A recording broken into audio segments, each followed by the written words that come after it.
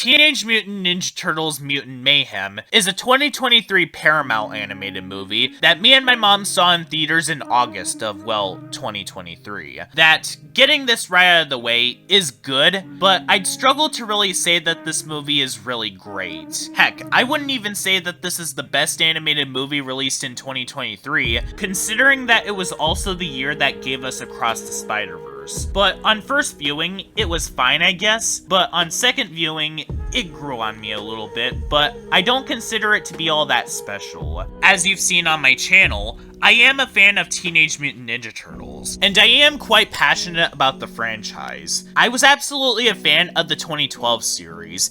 Definitely one of the better 2010s Nicktoons released at a time when they were not doing so well, and I like Rise of the Teenage Mutant Ninja Turtles just fine, especially considering that it has some of the most jaw-dropping animation that I've seen in a late 2010s cartoon. But at the exact same time, Teenage Mutant Ninja Turtles as a franchise, similarly to Tom and Jerry, has been hit or miss over the years, where with every great product they release, they also release something absolutely abysmal, like Turtles in Time, or their Coming Out of Their Shells tour. And those who've been following my channel for quite a while knows how much I dislike the Danger of the Ooze game. But that's not the subject of the review today. The focus is on this movie instead. So, the plot of this movie is pretty simple. After the Turtles have an encounter with April O'Neil, where they accidentally antagonize her because the Turtles were goofing around with a watermelon, they befriend her and basically get an idea to stop a fly mutant named Superfly, while making sure that their overprotective father named Master Splinter doesn't find out. To get the major issues that I have with this movie out of the way, because there are quite a few things that hold this movie back, let's start off with one of the more talked about aspects of this movie, and that is the pop culture references. You guys may have remembered that back during my commentary I did on Trolls World Tour Fan 2001, when I pointed out the fact that this movie makes pop culture references constantly, and that the Turtles being teens doesn't absolve the movie from having these issues, in which case, yeah, that is an issue with this movie. While the movie doesn't get quite as bad as The Boss Baby or even Chicken Little or Dougal when it comes to these issues, because a lot of the pop culture references in this movie are so brief that it's a zone out and you'll miss it kind of thing, but yeah, it's a pretty big issue in this movie. And it's not even them making references to scenes in a film.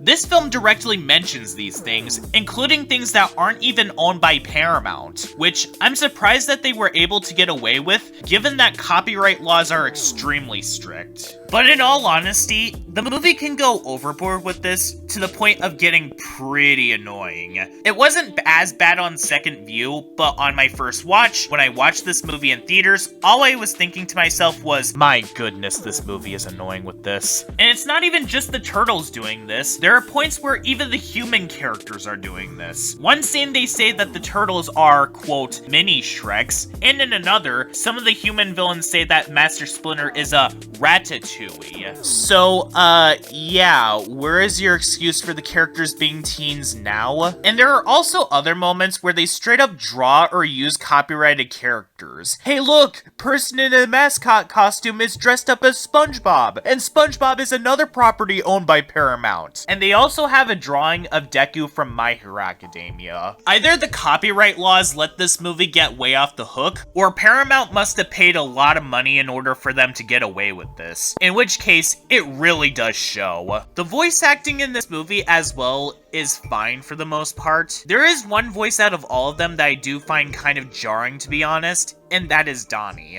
All of the other Turtles do sound like they're old enough to basically be considered as teenagers, but Donnie sounds way too high-pitched in this movie, to the point where he sounds like he hasn't even hit puberty yet. And it's implied in the movie that the Turtles are just as old as each other. I'm also shocked in regards to this movie that in spite of the fact that this movie is an hour and 38 minutes, the film goes by way too quickly, and that there's not too much in regards to the story, which, to be honest, is kind of a shame, because there are aspects of this movie where, if given time to develop, would have come out being a lot better, such as April's arc of being able to stare at a camera without puking, as well as the other mutants' arc about wanting to fit in with society, but that element is also very rushed. And at the exact same time, the film goes by a little too slowly, to the point where there were moments while rewatching the film where I zoned out a little bit because of how slow it got, leading me to say that this film has style over substance, where the film is more interested on what it could do with its art style rather than the story or characters.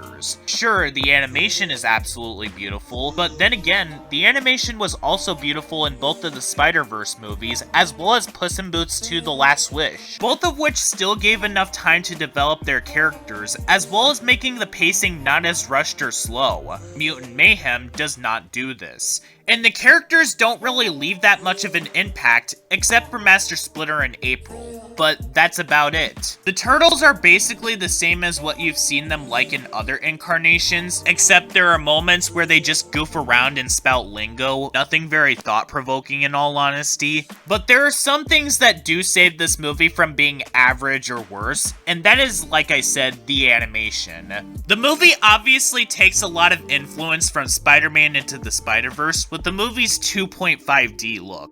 And I like how creative it gets with some sequences, and how the lines move, reminding me a lot of something like Ed, Edd n Eddy, where instead of being like how most other animated movies are, it embraces its imperfections, which does fit with what this movie wants to do, since the film's location is in a sewer. And in spite of the fact that the other aspects of this movie are hardly focused on, the best aspect of this movie is definitely Master Splinter. A lot of other iterations of Splinter showed him being the following things. He was either turned into a rat because of Mutant after being disowned by those who he used to be associated with. He was always a rat but got turned into a humanoid rat because of Mutant, or he used to be famous but lost his fame. But a lot of these other versions have something in common in that Master Splinter either hated humans or didn't want to be around other humans. Well, in the case of this movie, Master Splinter did try to connect with humans despite being a rat, but when he did, he got chastised for it. And it almost got one of the turtles killed, which is why he became as afraid of the human world as he is. But over the course of the film,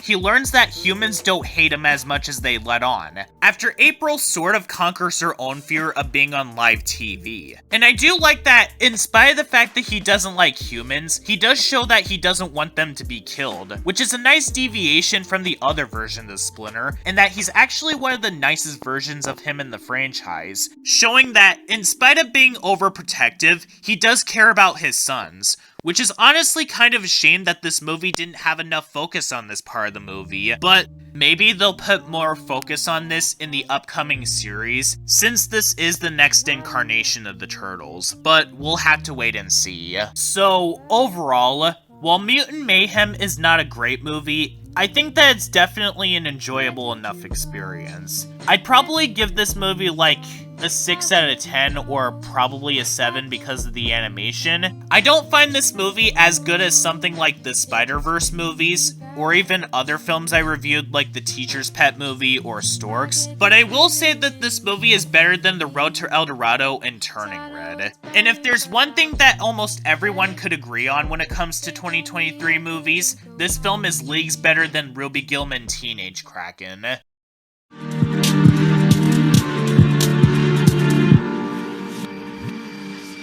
Everything I